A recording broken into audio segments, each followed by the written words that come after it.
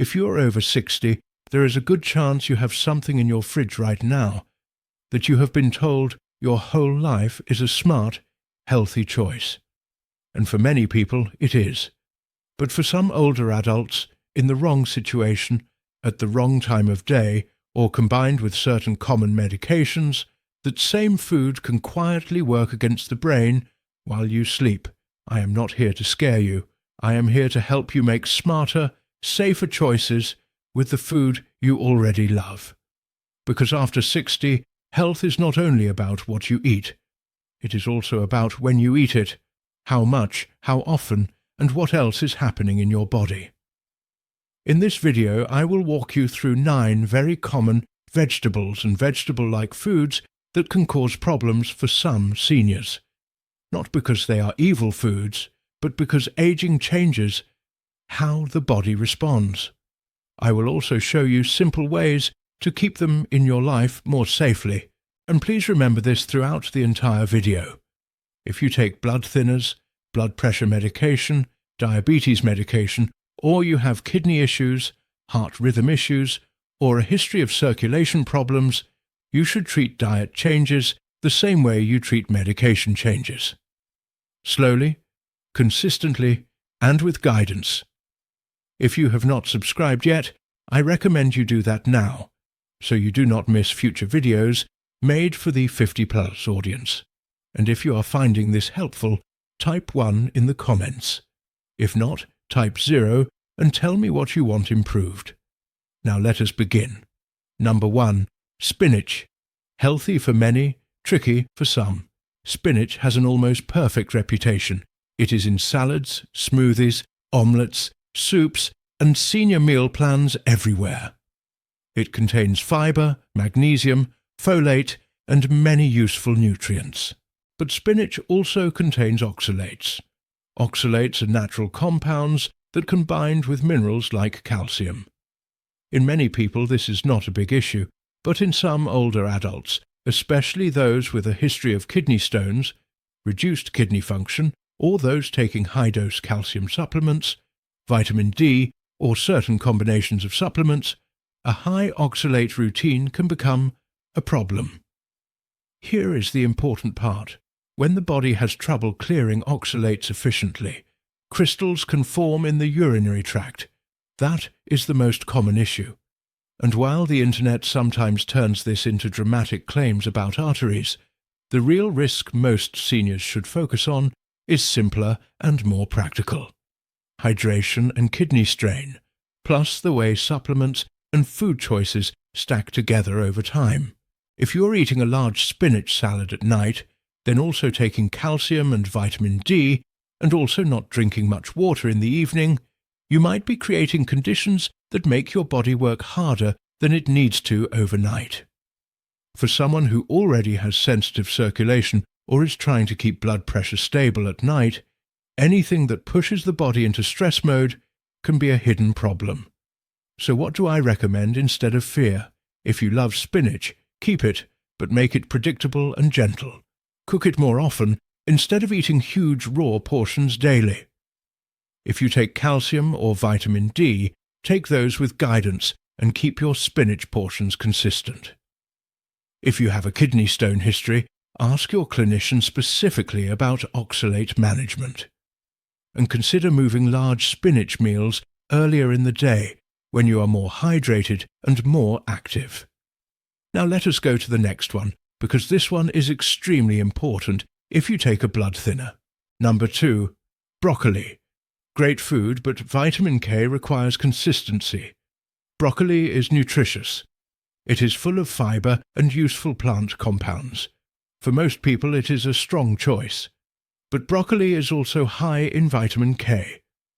Vitamin K plays a key role in normal blood clotting. That is not good or bad. It is simply how the body works. The issue appears when someone is taking certain blood thinners, especially warfarin. With warfarin, vitamin K intake can affect how the medication works. If your vitamin K jumps up and down because you eat a big bowl of broccoli for 3 days, then none for 2 weeks. Your medication management can become harder. Your care team may see your INR levels swing, and those swings are not what you want. So the problem is not broccoli, the problem is inconsistency. If you take warfarin, do not suddenly change your vitamin K intake without guidance. You do not have to eliminate broccoli. You just want stable, predictable portions. If you want to add more greens, add them gradually. Then keep them steady week to week. If you take other blood thinners, the vitamin K issue is often less direct, but you still want a consistent, thoughtful routine. And if you are unsure, the safest move is simple. Tell your clinician the truth about what you eat regularly. They can manage medication better when they know the pattern. Now let us talk about a very common dinner habit for seniors. Number 3. Romaine lettuce. Light dinner, but hydration matters at night. Many people over 60 choose salad at night because it feels light, clean, and easy to digest. Romaine lettuce is mostly water and fibre. It seems like the perfect choice. For many people, it is fine. But here is what can happen for some older adults. If you're already on a diuretic or you take medication that affects fluid balance, or you are intentionally drinking less water in the evening to avoid bathroom trips, then a large salad dinner can be part of a pattern where you wake up mildly dehydrated. Older adults often do not feel thirst the same way they used to. Mild dehydration may not feel dramatic, but it can still affect morning blood pressure, balance, and how steady you feel when you stand up. Also, when you are slightly dehydrated, blood can become more concentrated. That can add strain to circulation in people who already have stiff vessels, heart rhythm issues, or a history of clot risk. So I do not say this to make you afraid of lettuce. I say it to make you smarter. If salad at night is your routine, consider making it a lunch routine. If you want salad at night, keep the portion moderate and add something that supports steadier energy, like a small serving of protein. Do not avoid fluids completely. Even small sips through the evening can help, and you can talk with your clinician about strategies that reduce nighttime bathroom disruption without reducing hydration too much. Now let us go to the next one, because this is a classic snack for people trying to be good. Number 4. Raw carrots. A healthy snack, but timing and pairing matter. Raw carrots are crunchy, naturally sweet, and easy to grab. Many seniors use them as a replacement for chips or sweets, especially at night. Carrots are not dangerous by default, but for some older adults with blood sugar sensitivity, the way you snack can matter more than the food itself. Here is what matters most. Eating any carbohydrate alone late at night can create a blood sugar pattern that is less stable for some people. Not always, but often enough that it is worth paying attention, especially if you have prediabetes, type 2 diabetes, or you notice waking up shaky, sweaty, restless, or unusually hungry. And when blood sugar is unstable overnight, the body can release stress hormones that make sleep lighter and can affect morning blood pressure. So the safer approach is simple. If you snack on carrots at night, do not eat them alone. Pair them with protein or fat like hummus, yogurt, a small handful of nuts, or a piece of cheese if that works for you. Or shift that crunchy snack to earlier in the day. And as always, if you take glucose-lowering medication, discuss nighttime snacks with your clinician, because your meal timing and medication timing work together. In the next part, I am going to cover garlic supplements, onions, and corn. These 3 are very common in senior diets, and the biggest risks are about medication interactions and blood pressure stability, not about blaming the food itself. Number 5. Garlic. Wonderful in food, but supplements require caution. Garlic has a strong reputation. Many people use it for flavor, and many also use it as a supplement because they have heard it supports circulation. Here is the balanced truth. Garlic in normal cooking amounts is usually fine for most people. The concern is concentrated garlic supplements, or very large daily amounts, especially in older adults who take medications that affect clotting. Garlic can have a mild blood-thinning effect. For many people that is not a problem. But if you are already taking a prescription blood thinner, or even a daily aspirin regimen recommended by your clinician, then adding a concentrated supplement on top of that can increase the chance of bruising or bleeding issues. So my recommendation is simple and safe. Use garlic as food, not as a high-dose supplement, unless a clinician has confirmed it fits your medication plan. If you are on blood thinners, avoid adding or stopping garlic supplements suddenly. If you notice frequent bruising, gum bleeding, or unusual nosebleeds, do not ignore it. Treat it as a signal to review your medication and supplement list with your clinician. And one more point, always tell your care team about supplements. Many people think supplements do not count. They do count. Now let us talk about a food that almost everyone uses, and it can affect how steady you feel, especially if you take blood pressure medication. Number 6. Onions. Helpful for many but can amplify low blood pressure in some. Onions contain plant compounds that may support heart health. They are part of many traditional diets, and most people tolerate them well. The main issue I want older adults to understand is this. If you already take medication that lowers blood pressure, and you also eat very large portions of raw onion regularly, some people may feel lightheaded, especially when standing up quickly. This is not because onions are bad, it is because the total effect of everything combined can make blood pressure dip too low at the wrong time. And low blood pressure in older adults can lead to poor morning steadiness and higher fall risk. Also, frequent dizziness is a sign your blood pressure plan may need adjustment. So, here is the safer approach. Cook onions more often than eating them raw in large portions. If you love raw onion salads, keep the portion smaller and avoid making it a nightly habit if you are prone to morning dizziness.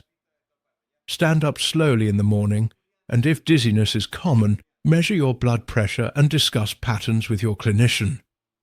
Now the next one is important because many people think it is a vegetable, but the body often treats it like a starch. Number 7. Corn. Comfort food, but can act like a fast starch. Corn is familiar, comforting, and often seen as harmless. But nutritionally, corn behaves like a starchy carbohydrate. That means it can raise blood sugar more than many people expect, especially when eaten as cornmeal, grits, cornflakes, or heavily processed corn products. For older adults with insulin resistance or diabetes, large portions of corn at dinner can make overnight blood sugar less stable. That can lead to restless sleep, early morning hunger, and morning fatigue. Also, if blood sugar is constantly swinging, it can affect blood pressure and energy, which over time can reduce steadiness and mental clarity. So what do I recommend? If you love corn, keep it, but treat it like a starch, not like a leafy green. Keep portions moderate. Pair it with protein and fiber. Try to avoid large corn-heavy meals late at night if you notice you wake up feeling off, shaky, or unusually tired. If you have diabetes, track your response to corn. The same food can affect two people very differently. Now we move to a vegetable that truly can affect fluid balance, especially when combined with certain medications. Number 8. Asparagus. Light and elegant, but it can increase bathroom trips and reduce hydration in some. Asparagus is nutritious and many people enjoy it. It also has a mild diuretic effect in some individuals, meaning it can increase urination. For a healthy adult who drinks enough water, that is not a big deal, but for some seniors, the pattern is different. Many older adults intentionally limit evening fluids to reduce bathroom trips at night. If you combine low evening fluids with foods that increase urination, like asparagus for some people, you may wake up more dehydrated than you realize.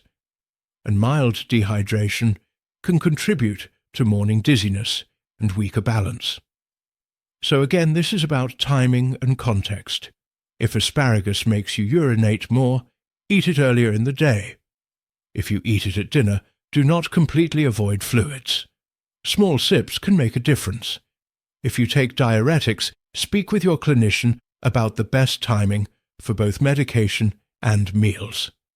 Now the last one, this one is very common, and it is often misunderstood because people either fear it too much or ignore their own sensitivity. Number 9. Tomatoes. Healthy for many, but they can trigger symptoms in sensitive people. Tomatoes are widely enjoyed and contain useful nutrients. But tomatoes are also acidic and contain natural compounds that can trigger discomfort in some people, especially those with reflux, digestive sensitivity, or certain migraine patterns. Some older adults notice that a large tomato-based dinner makes them wake up with a headache, feel flushed, or feel unsteady. In many cases, this is not a brain emergency. It is a reaction pattern that can affect sleep quality, hydration, and blood pressure stability, so the safe takeaway is this. If tomatoes never bother you, you can keep them in your diet. If you notice that tomato sauce, tomato soup, or late-night tomato meals lead to poor sleep, reflux, headache, or morning fog, treat it as a signal. Try smaller portions. Avoid heavy tomato meals close to bedtime. Balance tomato dishes with protein and non-acidic foods, and if symptoms are frequent, talk with your clinician. It may be a food sensitivity or a medication interaction issue. Now, before we close, I want to bring everything together in a practical way, so you are not left feeling confused. In the final part, I will give you a simple, senior-friendly way to eat these foods more safely. What to do if you are on blood thinners. What to do if you are on blood pressure medication. What to do if you are managing blood sugar. And the best timing strategy to reduce overnight problems without giving up the foods you enjoy. Now let us bring everything together calmly and clearly, because the goal of this video is not to make you afraid of food. The goal is to help you feel more stable, more confident, and more in control of your health as your body changes with age. Here is the most important idea to remember. After 60, the body becomes more sensitive to timing, combinations, and patterns. Foods that worked perfectly at 40 can behave differently at 70. Not because they suddenly became bad, but because your circulation, hydration needs, medication use, and metabolism are no longer the same. So instead of asking, is this food good or bad, a better question is, when should I eat this? How much should I eat? And what else is happening in my body when I eat it? Let me give you a simple, senior-friendly framework you can actually use. First, pay attention to timing. Heavier meals, starchy foods, and large portions of vegetables that affect hydration or blood sugar are best eaten earlier in the day. Lunch is often the safest time for salads, starches, and larger vegetable portions. Dinner should support calm sleep, steady hydration, and stable blood pressure. That usually means smaller portions, cooked foods, and balanced plates with protein. Second, consistency matters more than perfection. If you take blood thinners, especially warfarin, keep vitamin K intake consistent. Do not swing from no greens to huge green meals. Your body and medication work best with predictability. If you take blood pressure medication, watch for patterns of dizziness, foggy mornings, or weakness when standing. These are signals, not failures. If you manage blood sugar, notice how nighttime snacks affect your sleep and how you feel in the morning. Pair carbohydrates with protein and fat or move them earlier. Third, supplements are not neutral. Many people assume supplements are always safe because they are natural. That is not always true, especially when combined with prescription medication. Garlic supplements, concentrated extracts, and multiple overlapping products can quietly change how your blood behaves. My recommendation is simple. If you take a supplement regularly, your clinician should know about it. If you want to start or stop one, do it thoughtfully, not suddenly. Fourth, hydration is one of the most overlooked factors in senior brain health. You do not need to drink large amounts right before bed. But avoiding fluids entirely can work against you. Even mild overnight dehydration can affect balance, morning clarity, and blood pressure stability.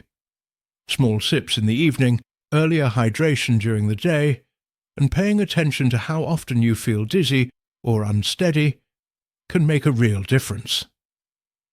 Fifth, listen to patterns, not isolated days.